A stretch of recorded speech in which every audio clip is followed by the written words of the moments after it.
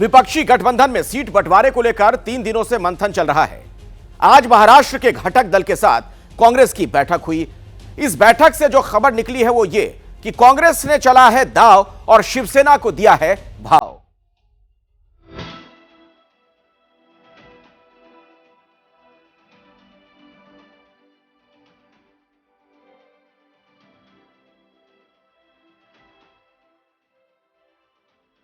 विपक्षी गठबंधन में सीट बंटवारे के लिए कांग्रेस और सहयोगी दलों की मीटिंग का तीसरा दिन। महाराष्ट्र में सीट बंटवारे के फॉर्मूले पर कांग्रेस के साथ चर्चा हुई। सूत्रों की माने तो महाराष्ट्र की 48 में से 20 सीटों पर कांग्रेस, 20 सीटों पर ही शिवसेना उद्धव गुट, 6 पर एनसीपी और 2 सीट पर वंचित बहुजन अघाड़ी के लड़ने की चर्चा है। कांग्रेस के प्रदेश अध्यक्ष नाना पटोले कह रहे हैं, मेरिट के आधार पर सीटों का बंटवारा होगा। सीटों का सर बंटवारा फाइनलाइज हो गए इस मीटिंग में? कोई अभी तक कुछ फाइनल नहीं हुआ। जब फाइनल होगा तब बड़े नेता आपको आके बताएंगे। महाराष्ट्र में जो सीट शेयरिंग होगा वो मेरिट के आधार पे होगा और बीजेपी को वहाँ हम महाविकास आघाड़ी करके परास्त करना है और उसके लिए हमारा पूरा प्लान तैयार हो गया। किसको जगह ज़्यादा मिल रहा है कि कम मिल रहा है वो इशू हमारे महाविकास आघाड़ी में नहीं है। सूत्रों के मुताबिक बीजेपी के हिंदू राष्ट्रवाद को काउंटर करने के लिए कांग्रेस उद्धव ठाकरे की शिवसेना को बराबर स्थान देना चाहती है। माना जा रहा है शिवसेना में टूट के बाद भी समर्थकों की संख्या उद्धव गुट के पास ज्यादा है, इसलिए कांग्रेस उद्धव गुट को ज्यादा भाव देना चाहती है। जबकि अजीत पवार के अलग होने से एनसीपी में नेताओं की संख्या कम बची है, इसलिए रणनीति ये है कि एनसीपी को कम सीटों के लिए तैयार किया जाए।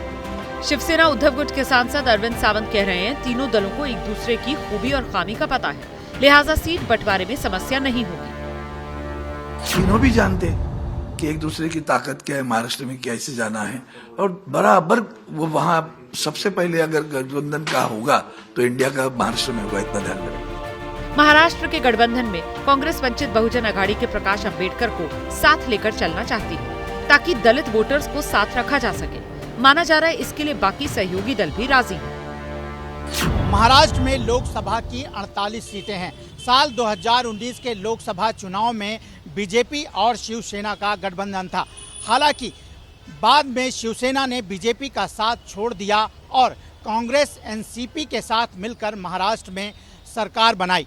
लेकिन साल 2022 में शिवसेना टूट गई और महाविकास अघाड़ी सरकार बाहर हो गई। अब पहली बार है जब शिवसेना महाविकास अघाड़ी के साथ महाराष्ट्र में चुनाव लड़ने जा रही है। इस खबर पर दीपक रावत ने लगातार नजर बनाकर रखी है, हमारे सहयोगी ने, सीधे उन्हीं के पास मैं आपको लिए चलता हूं। दीपक, ये सीट शेयरिंग को लेकर वहां महाराष्ट्र में क्या ये फॉर्मूला डन हो गया है या अभी भी इसमें कई पेच हैं? क्या जानकारी आपको मिल रही है?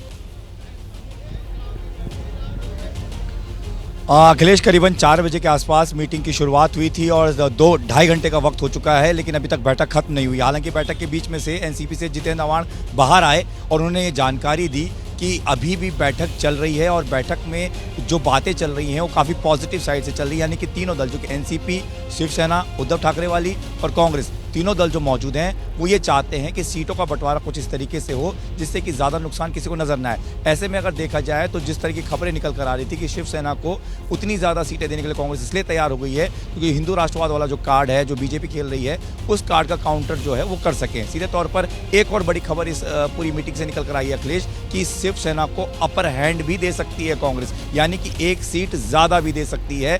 इसको लेकर भी बातचीत चल रही है। हालांकि इस बात को लेकर एनसीपी को भी कोई दिक्कत नहीं है, लेकिन दिक्कत यहाँ पर आ सकती है कि अगर बराबर जैसे कि 20-20 सीटों का जो आंकड़ा बन रहा है, अगर वो आंकड़ा बनता है तो एनसीपी के खाते में ज़्यादा सीटें बचेंगी नहीं, क्योंकि 2 सीटें बहुजन अघाड़ी पार्टी भी मांगेगी और उनको भी देने के लिए एनसीपी ने कहा है, खुद एनसीपी ने पैरवी की है। तो ऐसे में ये जो फॉर्मूला बनेगा उसमें एनसीपी की सीटें थोड़ी कम हो जाएंगी। लेकिन ऐसे में माना यह जा रहा है कि कुछ इस फॉर्मूले पर विचार चल रहा है कि एनसीपी को भी काफ़ी कम नजर ना आए, उनकी भी सीटें बढ़ जाए, तो कुछ ऐसा फॉर्मूला निकाला जाए कि तीनों के पास लमसम बराबर सीटें हों, लेकिन जो उद्धव ठाकरे वाली शिवसेना गुट है उसके पास अपर हैंड हो, उसके पास 1 या 2 सीट ज्यादा हो ताकि वहां पर वो ज्यादा प्रभाव डाल सके। मतलब बड़े भाई वाली भूमिका में उद्धव ठाकरे वहां रहना चाहते हैं, ऐसा लग रहा है दीपक। जी बिल्कुल साफ तौर पर बड़े भाई की भूमिका में शिवसेना रह सकती है।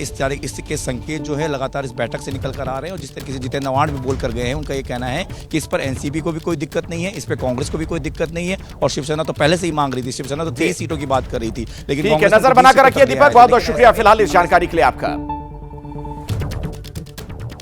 जैसे ही घड़ी का काटा दोपहर 2:30 पे आए, बबीता जी का दिल सास बहू साजिश के लिए मचल जाए।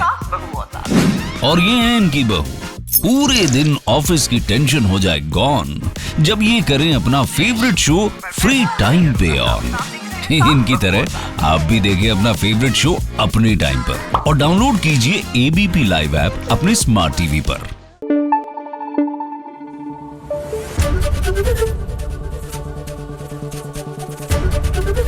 एबीपी न्यूज आपको रखे आगे।